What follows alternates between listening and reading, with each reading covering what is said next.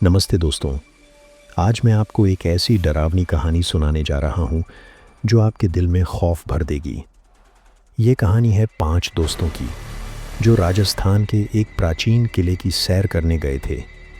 लेकिन वहाँ उन्हें कुछ ऐसा मिला जिसने उनकी ज़िंदगी हमेशा के लिए बदल दी।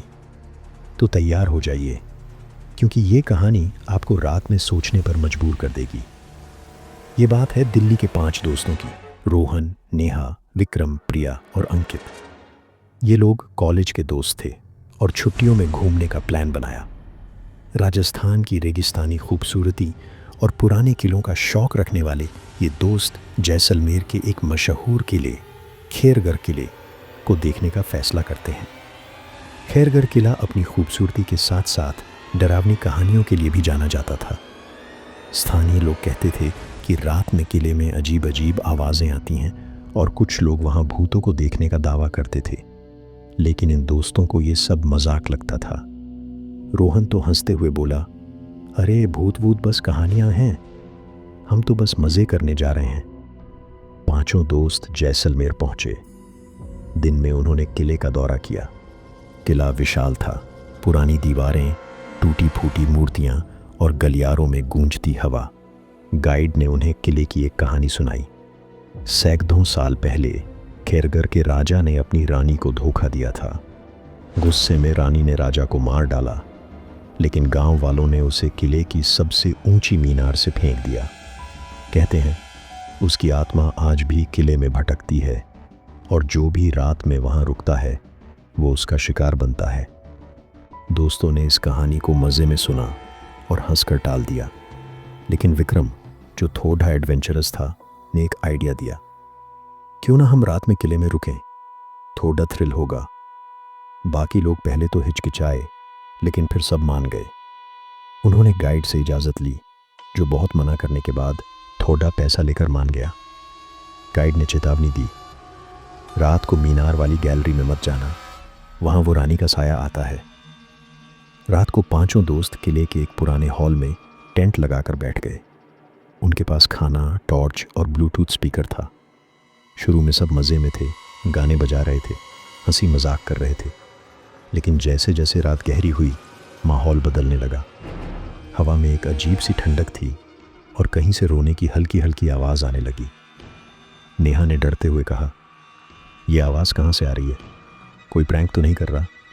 रोहन ने हिम्मत दिखाते हुए कहा, अरे ये हवा का शोर होगा, डरो मत। लेकिन तभी उनके टेंट के बाहर कुछ चलने की आवाज़ आई। ऐसा लग रहा था जैसे कोई भारी कदमों से गलियारे में चल रहा हो। अंकित ने टॉर्च जलाकर बाहर देखा, लेकिन कोई नहीं था। उसने वापस आकर कहा, लगता है कोई जानवर है, लेकिन उसकी आवाज़ में डर साफ झलक रहा था। रात के करीब 2 बजे प्रिया ने चिल्लाकर सबको जगाया, मेरी चूतियाँ गायब हैं। उसने बताया कि उसने अपनी चूतियाँ टेंट के कोने में रखी थीं, लेकिन अब वो वहाँ नहीं थीं। सबने टॉर्च लेकर ढूंढना शुरू किया, लेकिन चूतियाँ कहीं नहीं मिलीं। तभी मीनार की दिशा से चूतियों की खनकने की आवाज़ आई।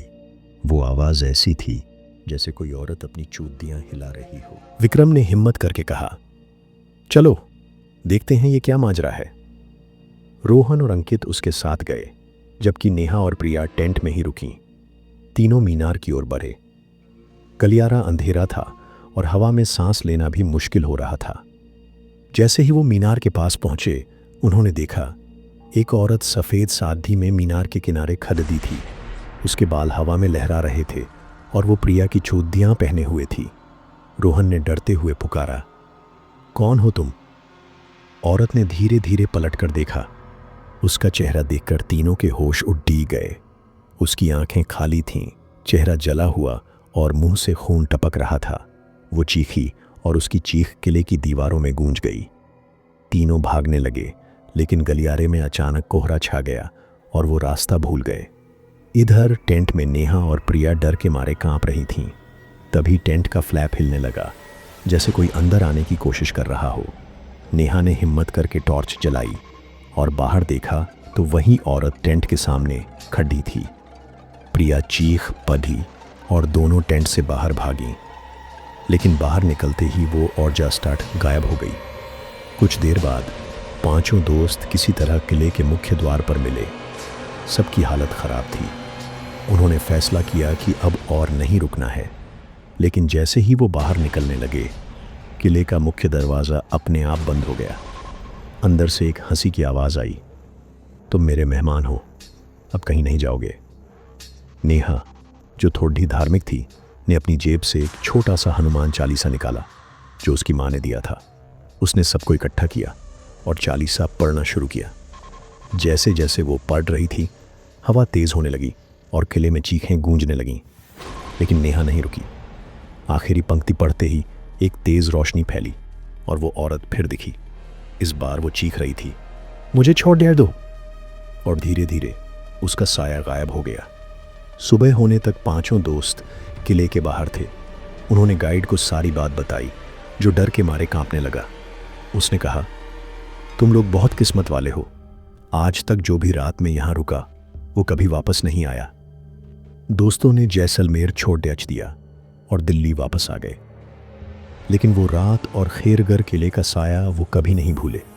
कहते हैं खैरगढ़ किला आज भी रात में वीरान रहता है, और जो भी वहाँ रात बिताने की हिम्मत करता है उसे रानी का साया ज़रूर मिलता है। तो दोस्तों, ये थी खैरगढ़ किले की डरावनी कहानी। आपको कैसी लगी कमेंट में ज़रूर बताइए। और हाँ, अगर कभी पुराने किलों में घूमने जाओ तो रात में रुकने से पहले 10 बार सोच लेना। कौन जाने कौन सा साया आपका इंतज़ार कर रहा हो।